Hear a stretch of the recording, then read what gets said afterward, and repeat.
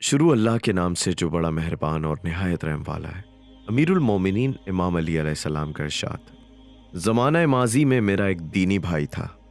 میری نگاہ میں اس کی عظمت کا سبب یہ تھا کہ اس کی نگاہ میں دنیا حقیر تھی۔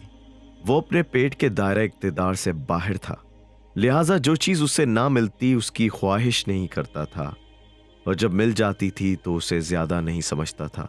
اپنے اوقات کا زیادہ حصہ خاموشی میں گزارتا، مگر جب بولتا تو بولنے والوں کے منہ بند کر دیتا اور سوال کرنے والوں کی پیاس بجھا دیتا تھا۔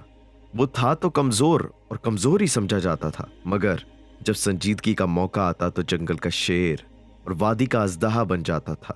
جو دلیل بیان کرتا تھا وہ فیصلہ کن ہوتی تھی۔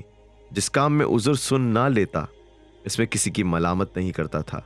درد کی شکایت اس وقت کرتا تھا جب اس سے شفا یاب ہو جاتا تھا۔ کہتا وہی تھا جو کرتا تھا، اور جو کرتا نہیں تھا وہ کہتا نہ تھا۔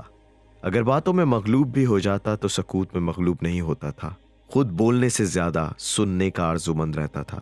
جب اچانک دو باتیں اس کے سامنے آ جاتی تو دیکھتا کہ دونوں میں سے کون سی بات خواہش نفس سے زیادہ قریب ہے، سو اس کی مخالفت کرتا تھا۔ بس تمہیں لازم ہے کہ ان عادات کو اختیار کرو اور انہیں حاصل کرنے کی آرزو کرو، لیکن اگر ان سب کو اپنانے کی تم میں طاقت نہ ہو تو یاد رکھو کہ قلیل کا حاصل کر لینا کثیر کو چھوڑ دینے سے بہتر ہے۔